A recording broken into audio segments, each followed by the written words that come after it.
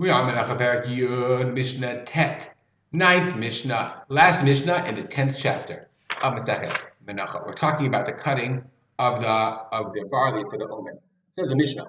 Remember, we learned that you're not allowed to cut barley before the Omer, but we learned in the last Mishnah that you can cut bad barley or barley from places from which you couldn't bring the Omer. So our Mishnah continues that idea. You're allowed to cut down the grain before the bringing of the Korban Omer, even while it's Chadash, because of plants. So the Bartanura brings two explanations. What does it mean because of plants? So we learned also that if in the previous Mishnah, that if you have grain that's planted between trees, that grain that you didn't want to waste the space, but that grain is considered weak. You can't bring the Omer from that area. So therefore, that's what it means. We've named it Tiot. If you're allowed to cut, if the grain now that you planted is now going to endanger the trees, then you're allowed to cut it down. Okay, that's one explanation. Bartanura brings a second explanation. Perush Acher, what does it mean because of the plants? Mishum kilayim. Kilayim is a prohibited mixture. I.e., sometimes you plant grain, and there are no plants there. And after time,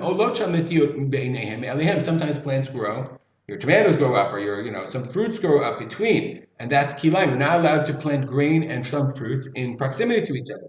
You have to cut the zra'im, the seed, the field. You have to cut the grain because of kilayim. So that you're allowed to do in order to prevent an isur. Okay? Or you can cut before the Omer is brought. Beit ha'evel. For a Beit ha'evel means a mourning house. You needed to use that field in order to have a mourning tent. Or bitul beit midrash, because you have to have a place to study. There's no place for the students to sit. They would have what's called the yachikala, so everybody would come in and they would sit in the field. Okay, why? So why are you allowed Beit ha'evel, Beit ha'midrash? Why can you cut the Omer? Because cutting is a mitzvah. That should be the first of your cutting. It's voluntary cutting.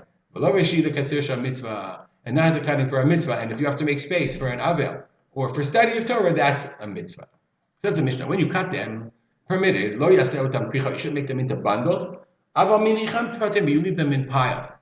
Furthermore, mitzvah the Omer, when you cut the Omer, the grain for the Omer, it should come from standing grain, i.e. not already cut grain.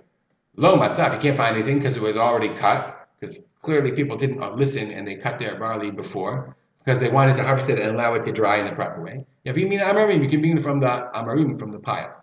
Mitzvah to mean halach. The mitzvah is to bring the Omer from lach, from the undried, from the fresh grain barley. Lo matzah, barley grain. Lo matzah, if you can't find it, then yavi min hayavesh, you can even bring from the dry, from the stuff that's already been cut and dried down.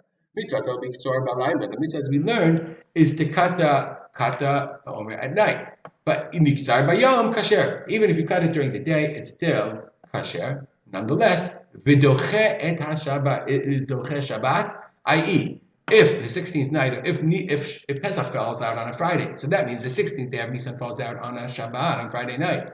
Nonetheless, it's doche Shabbat. It is even doche Shabbat, and according to the Rambam, even though you could cut, most poskim don't hold like this, niksar bayom. So therefore, you have to cut it at night, and definitely it's doche Shabbat. The Kahati explains that according to the Rambam, even though niksar bayom kasher, but is kasher, nonetheless, cutting it on its proper time is doche Shabbat. You can even do it even though it's Shabbat. We'll stop here, dedicate our learning. To the memory of my father, Rav Simcha ben Yitzchak. Make it a great day.